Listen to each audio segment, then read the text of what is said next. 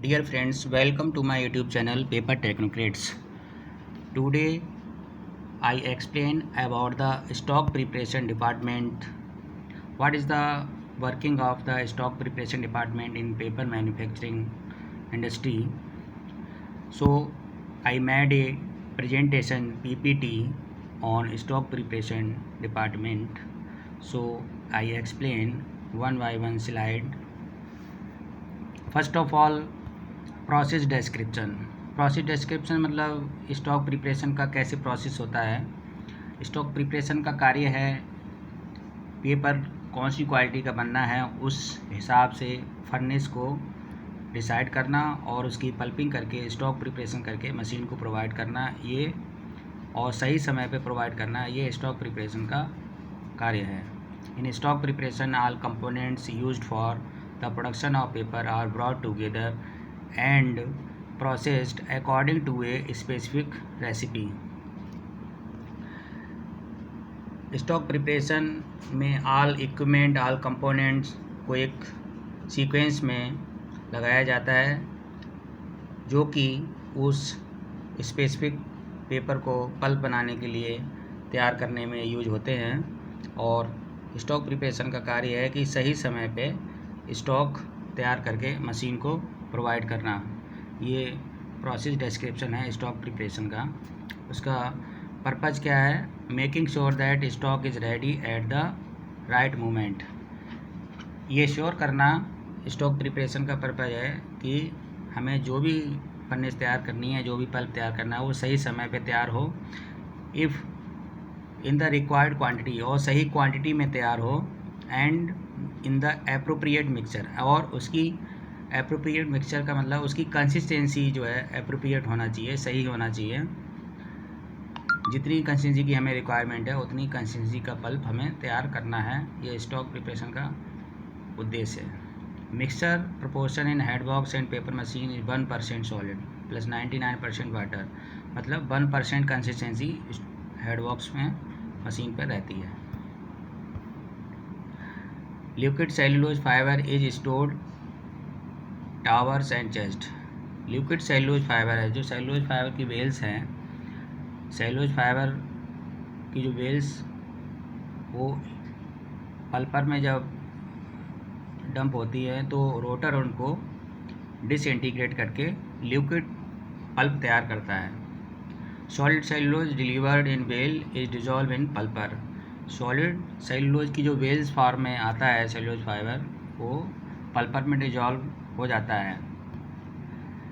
Dissolve pulp is fed into the refiner by high density cleaner. Dissolve pulp जो है वो centigrade के high density cleaner के माध्यम से रिफाइनर्स को कंटिन्यूसली फीड होता रहता है और रिफाइनर्स का आउटलेट एक रिफाइनिंग चेस्ट में कलेक्ट करके उसको कंटिन्यूसली मशीन पर भेजते रहते हैं, जिससे कि कंटिन्यूसली पेपर मैन्युफैक्चरिंग होती रहती है। Pulper, now in this slide we know about the pulper. Pulper is filled with water. Pulper को वाटर से फिल किया जाता है, जो पल्पिंग वाटर होता है उससे। Wells of solid cellulose are added.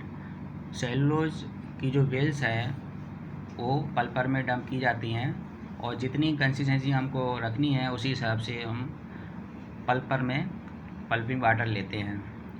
पल्पर को दो तरीके से यूज़ किया जा सकता है, एक तो कंटिन्यूस पल्पर और एक बैच वाइज पल्पर। कंटिन्यूस पल्पर में फाइबर की जो सॉलिड वेल्स हैं या सेलुलोज फाइबर लूज है वो कंटिन्यूसली पल्पर में आता रहता है और उसमें पल्पिंग वाटर भी कंटिन्यूसली आता रहता है। और जो हमारी कंसिस्टेंसी है जिसका हम सेट पॉइंट, अगर डीसी सिस्टम से चलता है पल्पर तो हम उसमें कंसिस्टेंसी का सेट पॉइंट डालते हैं, उसके हिसाब से वो रेगुलेट होता है। और अगर बैच वाइज पल्पर तैयार कर रहे हैं तो उसमें जितनी कंसिस्टेंसी का हमें पल्प तैयार करना है उसको उसी तरीके से पल्पिंग वाटर लिया जाता है और उसमें बैच के रूप में एक बैच में कितनी बेल्स कितना वॉल्यूम हमें पल्पर का तैयार करना है उस तरीके से बेल्स ली जाती हैं बैच वाइज, और ये निश्चित कंसिस्टेंसी का पल्प तैयार करके आगे बढ़ाया जाता है। Refiner is used for grinding and fabrication of fibre. Refiner का यूज हम ग्राइंडिंग और फैब्रिकेशन के लिए सेलुलोज फाइबर का करते हैं, जिससे रिफाइनिंग बढ़ती है, डिग्री एसआर बढ़ता है। ये फिगर्स में रिफाइनर की स्ट्रक्चर कैसी होती है, उसकी टैकल्स की स्ट्रक्चर कैसी है, उसके बारे में दिया हुआ है। Unrefined and refined cellulose fibre. जो अनरिफाइंड सेलुलोज फाइबर है उसकी स्ट्रक्चर पहली स्लाइड में है, और रिफाइंड फाइबर की जो सेलुलोज स्ट्रक्चर है वो किस तरह से फाइन्स जनरेट हुआ है आउटर सेल वॉल में, वो दिखाई दे रहा है। Refining major unit. अब रिफाइनिंग करते हैं हम लोग, लेकिन उसकी एक मेजरमेंट यूनिट है, उसको डिग्री एसआर बोलते हैं। डिग्री एसआर का मतलब है जो अभी हम रिफाइनिंग कैलकुलेट करते हैं वो स्कॉपर रेगुलर के नाम से, एसआर के नाम से जानते हैं। अनरिफाइंड 13 से 17 डिग्री एसआर आता है, लो रिफाइंड 20 से 25 डिग्री एसआर है, मीडियम रिफाइंड 30 से 40 डिग्री एसआर है, हाई रिफाइंड 50 से 60 रिफाइंड डिग्री एसआर है, और वेरी हाई रिफाइंड 80 से 90 डिग्री एसआर आता है। सेलुलोज के बारे में हम लोग जानते हैं। सेलुलोज में मुख्यतः एक हार्डवुड होता है, एक सॉफ्टवुड होता है। Softwood fibre is strong and flexible. Softwood fibre जो है वो एक स्ट्रॉन्ग और फ्लेक्सिबल फाइबर है। Northern bleach softwood kraft fibre obtained from the trees spruce, pine and birch। Spruce, pine और बिर्च से हमें northern bleach softwood kraft pulp मिलता है, और southern bleach kraft softwood pulp जो है वो पाइन से प्राप्त होता है, पाइन ट्री से। हार्डवुड फाइबर है more bulk and opacity. Hardwood fibre में ओपेसिटी और बल्क ज़्यादा रहता है। It is obtained from eucalyptus. ये यूकेलिप्टस से प्राप्त होता है। फिलर्स के बारे में हम लोग जानते हैं। जो भी हम पल्प तैयार करते हैं उसमें फिलर ऐड किया जाता है एस परसेंटेज मेंटेन करने के लिए और फाइबर सेविंग के लिए। और कुछ फिलर्स ऐसे हैं जो पल्प में मिलाए जाते हैं ब्राइटनेस मेंटेन करने के लिए, ओपेसिटी मेंटेन करने के लिए। So in this slide fillers are less expensive than cellulose. Fillers जो हैं वो लेस एक्सपेंसिव होते हैं सेलुलोज से, मतलब सस्ते होते हैं सेलुलोज फाइबर से। Fillers acting as fibre binder. Filler जो है पल्प में जब मिलाए जाते हैं तो फाइबर बाइंडर के रूप में कार्य करते हैं। Calcium carbonate is natural substance which is used as filler and as coating pigment. Calcium carbonate एक नेचुरल सब्सटेंस है जो फिलर के रूप में भी इस्तेमाल होता है और कोटिंग पिगमेंट के रूप में भी इस्तेमाल होता है कोटिंग सेक्शन में। China clay can also used as coating pigment and as filler. China clay जो है कोटिंग पिगमेंट के रूप में भी इस्तेमाल होता है और फिलर के रूप में भी इस्तेमाल करते हैं।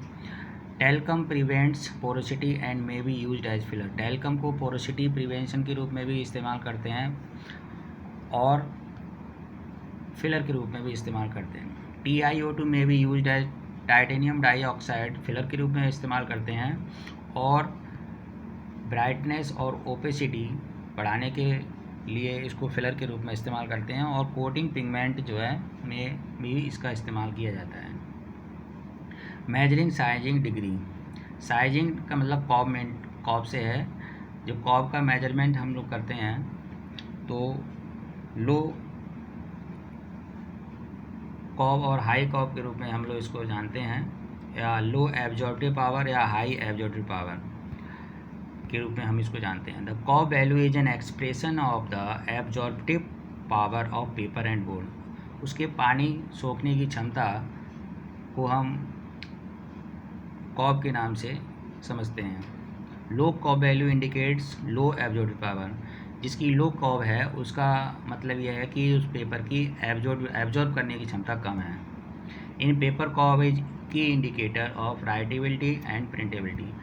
जो राइटेबिलिटी और प्रिंटेबिलिटी है वो उसमें कॉब जो है एक की इंडिकेटर के रूप में कार्य करता है।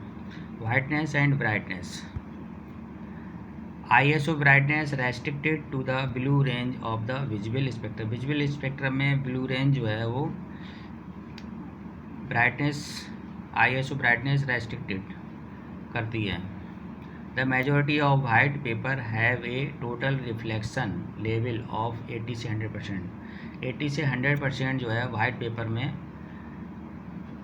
जो वाइट पेपर है उसमें टोटल रिफ्लेक्शन 80 से 100% रहता है। CIE whiteness is the reflection in the full light range. Whiteness जो है फुल लाइट रेंज में रिफ्लेक्शन जो है वो फुल लाइट रेंज का रिफ्लेक्शन वो वाइटनेस कहलाता है। L value represents brightness. L value brightness को रिप्रेजेंट करता है, मतलब अगर पेपर ब्लैक है वाइटनेस 0 है, और अगर वाइट है तो 100% है एल वैल्यू। मतलब वाइट है तो एल वैल्यू 100% की तरफ है, और अगर ब्लैक है तो एल वैल्यू 0। ए वैल्यू रिप्रेजेंट्स ग्रीन और रेड प्रपोर्शन। ए वैल्यू जो है वो ग्रीन और रेड प्रपोर्शन को शो करता है। अगर ग्रीन है तो -150 ए वैल्यू, और अगर रेड है तो 100 A value. B value represents blue या येलो प्रपोर्शन। ब्लू और येलो प्रपोर्शन को बी वैल्यू रिप्रेजेंट करती है। बी वैल्यू ब्लू है तो -100, और फुल येलो है तो 150 प्लस में। ये एक ब्लू लाइट स्पेक्ट्रम दिया हुआ है। इसमें brightness measure a narrow band of colour. जो नैरो बैंड कलर हैं ये उसको ब्राइटनेस शो कर रहा है, और फुल स्पेक्ट्रम को वाइटनेस शो कर रहा है। और वाइटनेस जो है वो फुल स्पेक्ट्रम को कवर करता है, और ब्राइटनेस ये जो नैरो स्पेक्ट्रम है, नैरो बैंड हैं स्पेक्ट्रम में, उनको शो कर रहा है। Dear friends, thank for watching. Dear friends, आप लोगों को ये PPT स्लाइड्स के माध्यम से स्टॉक प्रिपरेशन के बारे में थोड़ा सा जानकारी दिया है। ये कैसा लगा? अगर आप लोगों को अच्छा लगा हो तो कृपया वीडियो को लाइक करें और चैनल को सब्सक्राइब करें। Thank you.